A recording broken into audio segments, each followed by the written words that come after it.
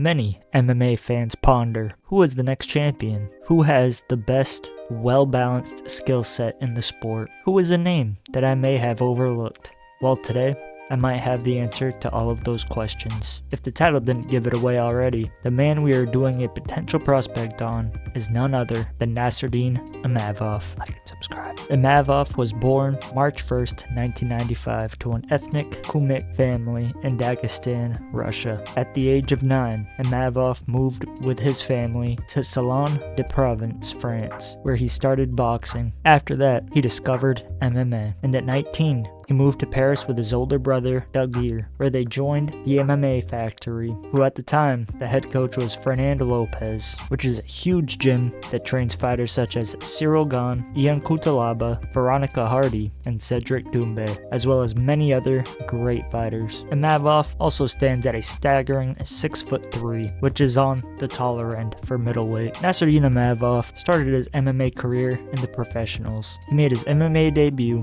in February of 2016 against Nassourdine Ayadi. This would be a huge test for a fighter making his debut because Ayadi already had an impressive 7-3 record. Nassourdine also started his career at welterweight. This fight would turn out to be too much for the inexperienced Imavov. He would find himself stuck in a guillotine choke and forced to tap at the end of the first round. This was a huge blow to Imavov's ego, but this would mean he already got his first loss out of the way and wouldn't feel the pressure to keep his record picture perfect. Imavov would waste no time in testing himself again once more. He would sign his second fight in March of that same year, fighting Saeed Magomed Tachayev. Imavov would come out with a fire lit under him and prove to the world that he can make it as a professional, and he would do just that by piecing Saeed up and taking him down and getting his back, therefore sinking in a beautiful rear naked choke and getting the submission finish in the first round, just 3 minutes in. After getting his first win,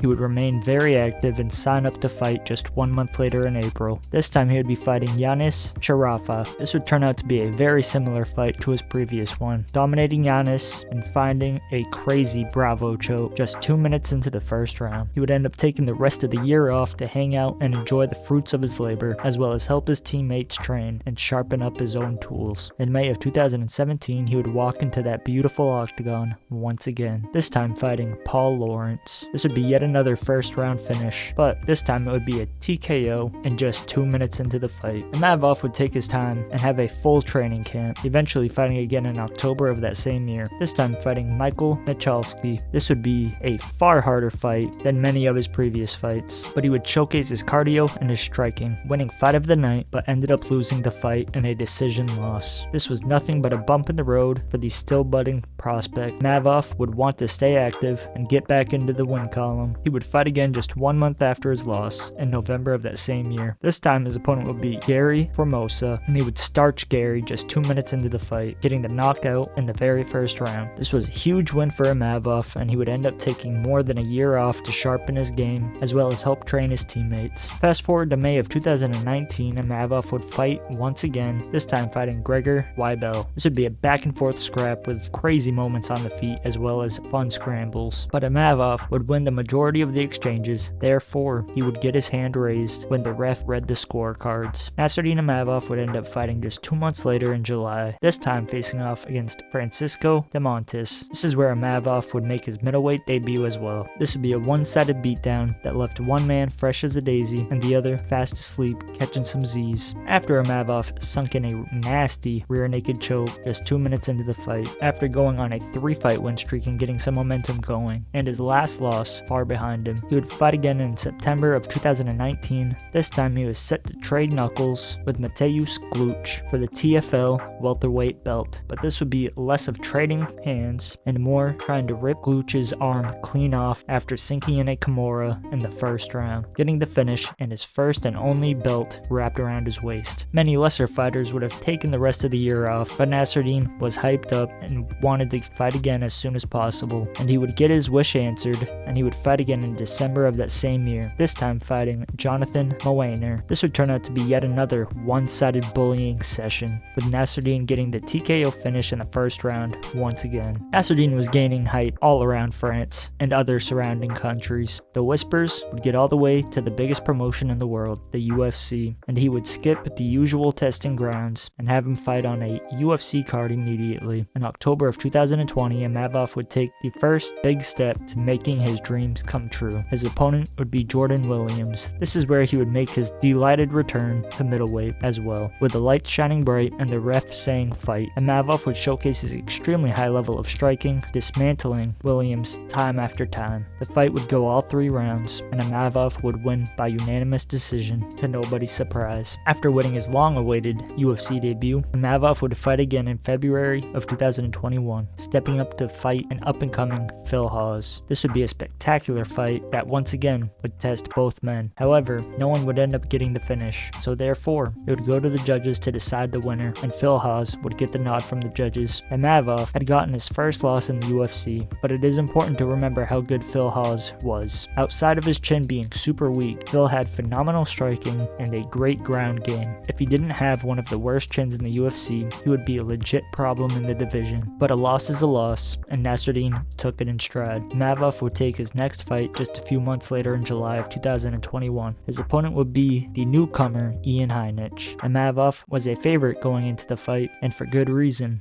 because once the ref said fight, it was a one-sided smackdown that left Ian battered and bruised, with the ref stepping in to stop the fight in the second round, and Imavov got the TKO win once again. Imavov would stay busy and fight once more in 2021 in November. He would get matched up with Ronda Rousey's prodigy, Edmen Shahbazyan, who was ranked number 15. Many thought Edmen would knock out Imavov, but others saw how good he really was, so it was a toss-up. But once the fight happened, it was clear as day who was the better fighter. That man was Nassourdine Imavov, because in the second round, he would land brutal ground and pound elbows that left Edmen defenseless and the ref stopping the fight, getting Imavov the TKO win once again for the second time in a row. Imavov would take the rest of the year off, as well as most of 2022, eventually finding a matchup in September of 2022 against another star with one of the best knockouts in the UFC, Jaquan Buckley. This would be another banger, with both men landing hard shots and going back and forth in the grappling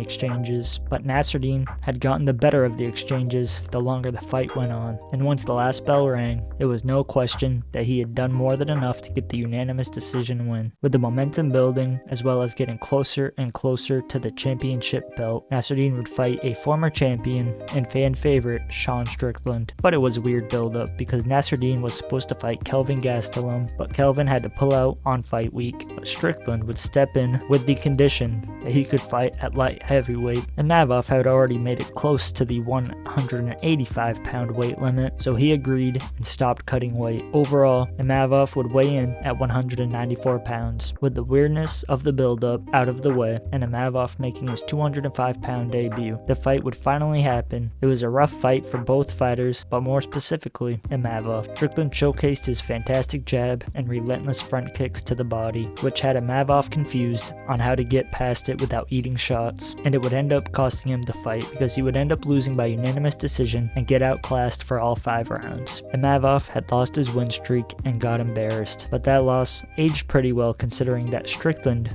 is widely considered to be one of the best middleweights in the world right now, and Strickland also dethroned the middleweight king, Ciryl Adesanya. So, fast forward a few months to June, Sean Strickland's best friend would get the matchup with Imavov, Chris Action Man Curtis. This was another huge test for Imavov, but he has never been known to back down from a scrap. This would turn out to be a great fight, with Imavov looking like he will get the decision win or another TKO finish in the 3rd round. But 3 minutes into the 2nd round, they would clash heads, with Chris Curtis taking the brunt of the collision. Therefore, it would get chalked down as a no contest. After that blunder, Imavov would take the rest of the year off and eventually fight again in February of this year, 2024, when he would get matched up with Roman Dolidze, headlining his second card. This would be a close fight on paper, but once the fight happened, it was one-way traffic for Imavov. He would piece up Roman and dominate the clinch for all 5 rounds, and get awarded the majority decision victory. After winning his first main event, Imavov would waste no time in fighting again. This time he would get a jump up in the rankings against a former title challenger, Jared Cannonier. This was a fantastic fight that showcased their power, cardio, and chins, but in the 4th round, Imavov had landed some clean shots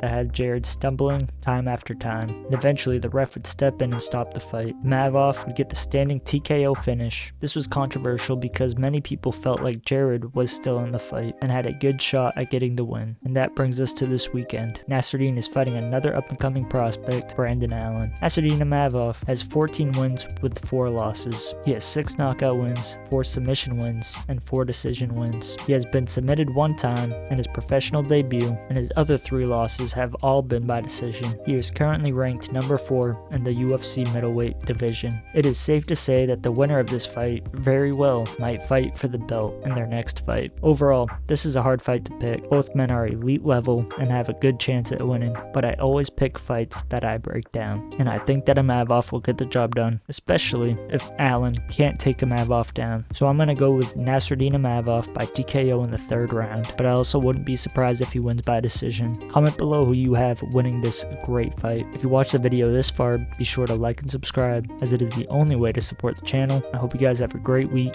and enjoy the fights this weekend. Bye.